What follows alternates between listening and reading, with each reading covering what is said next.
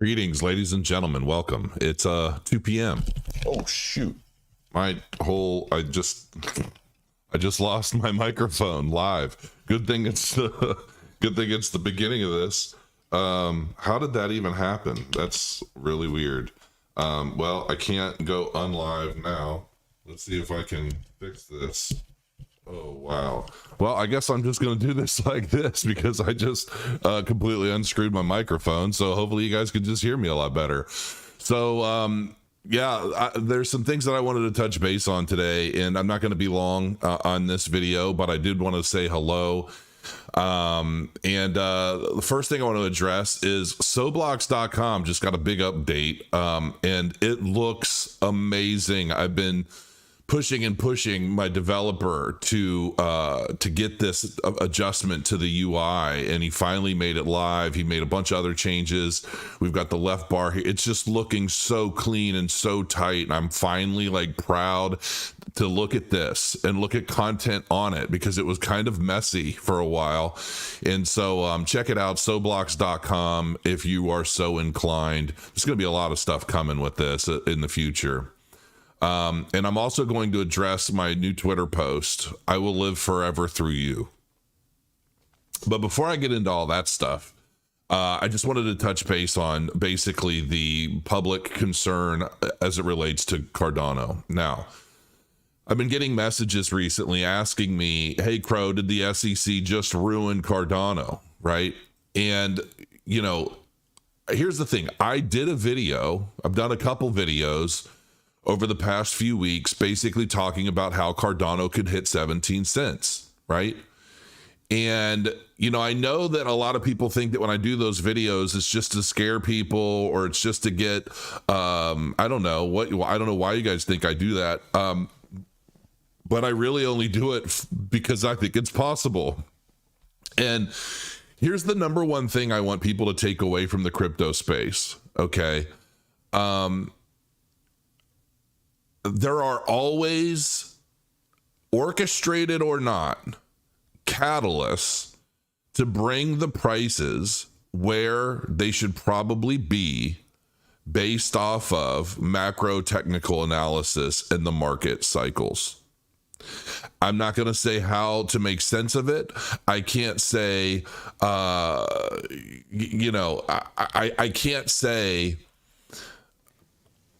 can't say how. I all I know is that it is an occurrence that I see over and over and over again. And when I saw, you'll have to watch the video about when I talked about the potential price drop of Cardano and of course Bitcoin. But I believe it is very temporary. How temporary in terms of length of time before we start seeing a recovery or a reversal? I don't know. But folks, we have a year. We still have about a year until the next Bitcoin halving. And typically, if you look at this grand scheme here, you can see that the bottom was around 24 cents. We peaked up in this little micro cycle around 46 cents. And then this is basically my ultimate range. Okay. We're still in the center of it right now. So this little few cent drop doesn't mean anything to me. I think we're trading right now at somewhere around 32 cents. Maybe I need to update this because I'm pretty sure we're a bit lower than that chart is showing. Yeah, we've dropped lower. So this is the actual chart. And when we look at this, it doesn't concern me. If anything, it's just telling me there's an opportunity for the price to continue going a little bit lower and for me to average in even more. And I'm not worried about it. Looks like we've got some degen pulse chain spammer in the chat. I can't do anything about at the moment. But all I can say is no, the SEC has not ruined Cardano. No, I'm not worried about the SEC naming Cardano and its action against Binance. I believe that ultimately, you know, the SEC hasn't gone after any of these individual coins directly. I think they're just throwing stuff around right now because they're going after Binance. Now, I've been reading a lot of stuff on Twitter associated with Binance. And here's the thing. I saw something recently that was describing how, Binance controls the entire crypto market. You've ultimately got one man who's effectively able to control the entire cryptocurrency market. And some people are saying, how does he do that? It's one exchange. Well, the reality is that in order to get listed on an exchange like Binance, you have to provide them a substantial sum of liquidity. Okay. Not only that, but you need that for making the markets for your project, for your crypto. Okay. And it's a big, big business. And so if you think about it in terms of every token that Binance lists for the open market, there's a substantial sum of those tokens basically being given to Binance as kind of a form of listing fee, in addition to whatever listing fees there may be. I don't know how things have changed over the years, if at all, but I know that's how things used to work. And so every token on that platform, they have access to, not necessarily a controlling sum, but enough to move the markets in any direction they want. All right. And I don't necessarily think that's a good thing. There's a lot of accusation and a lot of things thrown around as it relates to CZ and Binance over the years. And you know what? Some of you guys aren't going to agree with me, but if a lot of this stuff is true, the SEC has every right to go and take action. Okay. And I know that it's affecting the crypto market right now because there's so many people out there that don't understand. But in the grand scheme of things, listen, we all know that Gary Gensler is batting for the left. We all know that Gary Gensler is batting for the current administration's desire of controlling the market, maintaining control for its institutional beneficiaries, its lobbyist partners, and like the BlackRock and all of these groups. Okay, we know this. Here's the other thing that I also know. As much as I can disagree with what I see and the methods by which they're going about doing a lot of these things, I am not on the inside.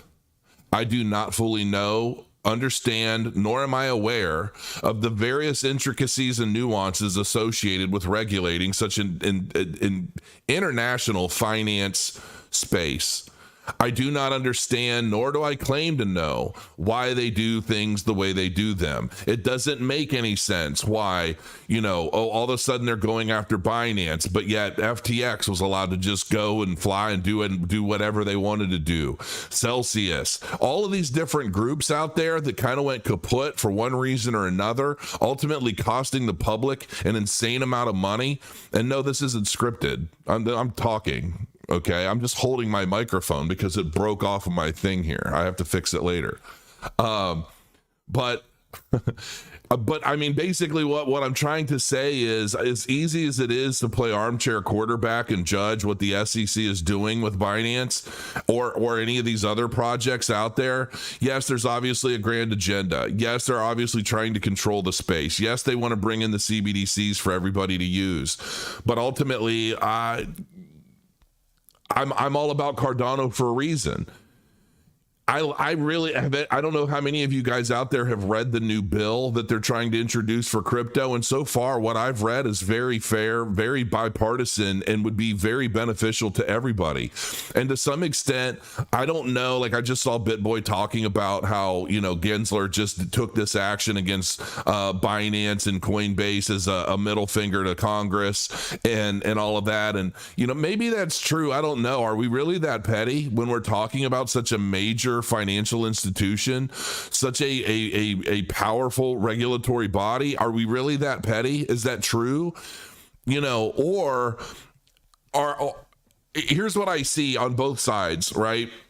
We see the left fighting the right every single day. We see so many people combating each other, and just because of a difference of opinion or a difference of ideas, or simply a different subscription to a news program that we might watch religiously that has us trained to believe a certain way and think about things in a different light. The other side may not agree with. I believe that there's an obvious agenda in play for what is considered a future utopia of inclusion and financial equity and all of these different things, right? And on paper, a lot of this stuff sounds fine. It sounds good. But in effect, what you have is one controlling body trying to institute dramatic changes overnight as if there is no tomorrow against another group of people that believe differently, but don't necessarily have the, let's just say, ambition to do a lot of the things that the other side is willing to do to win. And you know, when you have this kind of this plight, if you will, in play, all things across all fronts have to be challenged. How much of what's going on right now with the SEC is actually in efforts to try and combat China and a potential takeover of the United States in a multitude of ways, and basically the finance sector being one way that maybe we have some power over? I mean, with everything that we do, we buy, you know, how many products do you have in your home that were made in China? If our entire power grid is basically built using, you know, materials or products that were ultimately created in China, what does that mean to us? There are just so many questions that I still don't understand, and I'm not an economist, I'm not a scientist, I'm just a layman. I'm just a 45-year-old gray-haired dude on the internet trying to make sense of the world around us, because so much of it doesn't make sense. And while I want to say, you know, oh, the left is bad, the left is terrible, the left is crazy, Biden's a sellout and a criminal and all that stuff, I don't know. We don't know. We have both sides throwing us so much garbage on a daily basis. Who do you trust? Who do you believe?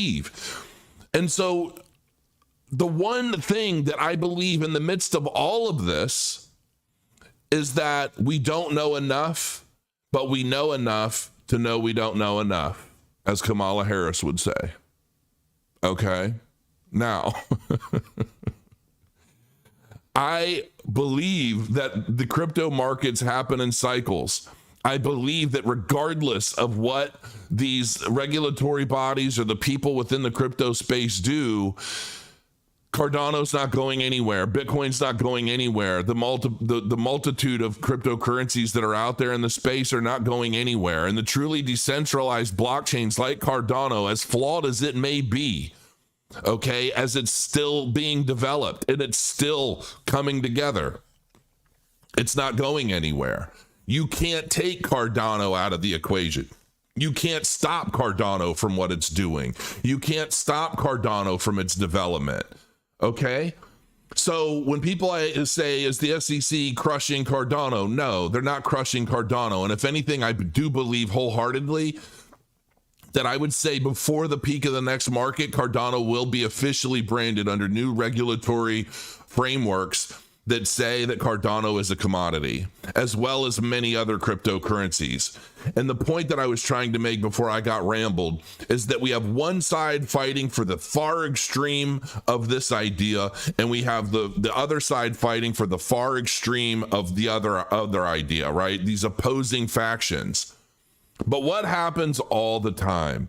And what do we all say? If we shoot towards Mars, we have a better chance of landing on the moon. And that is what I see in all of this. All of these actions that I see the SEC doing, and the way they're overreaching and the way they're trying to brand out. You see Gary Gensler saying one thing about, you know, well, 3/4 of the market's not a security, they're commodities. And then he gets put in the seat of the SEC chair, and then all of a sudden everything's a security, right? Well, why would he do that? Is it really all about greed and money? Or is it until they get a firm regulatory framework, until they really have a full understanding of how cryptocurrencies operate, how they work, how they're likely going to change over time, and how that is going to affect this new CBDC digital currency coming into replace the US dollar effectively, you know, fiat paper money.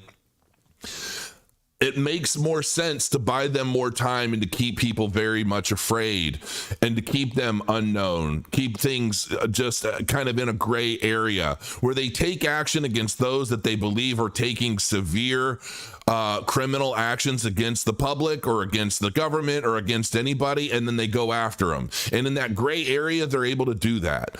And then once we have a more firm, clear, transparent framework from which cryptocurrencies are allocated or categorized as securities, commodities, how the crossovers might be, all of that, it makes sense to keep it as a big, broad gray area.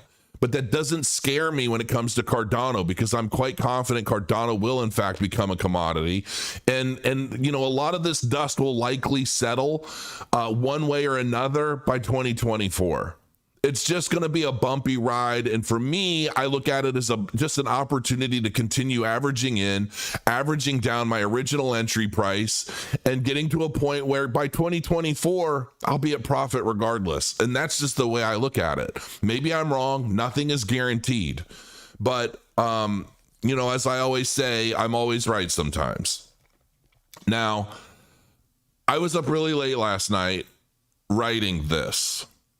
And I had posted it on Twitter. Now, many of you know that after years of you guys asking, I finally succumbed and I finally said, okay, I'm going to create the Crow token. It is a meme coin. It is what I call the best shit coin on Cardano. But there is a bigger reason for me launching this token. And I do not want to get all emotional right now. So I'm not going to read this. If you want to read it, you can read it. It's long. But in a nutshell, the title says it all. I will live forever through all of you. And I'm just going to leave it at that because I got stuff to do and I'm just not going to have a headache. But I'm going to leave it at that. We've set the date for a fair launch of the Crow token. Hopefully you'll all, appreciate what we're doing. And I've established a partnership with ViFi.io, which is a Cardano based DEX platform that has technology I've never seen before. They are also partnered with like Cornucopias and a lot of other groups. I've asked around, I've done some due diligence. They seem like a very legitimate group of people. Steven, he's an Aussie out in Australia. And he's a good mate. And we were up late last night talking, man, and working out things associated with the fair launch. I'm donating all my tokens to a protocol. I'm donating 10,000 ADA to this protocol that will be locked up forever. I'll never be able to touch it. And overall, I'm just, you'll have to just read how this is all going to work out.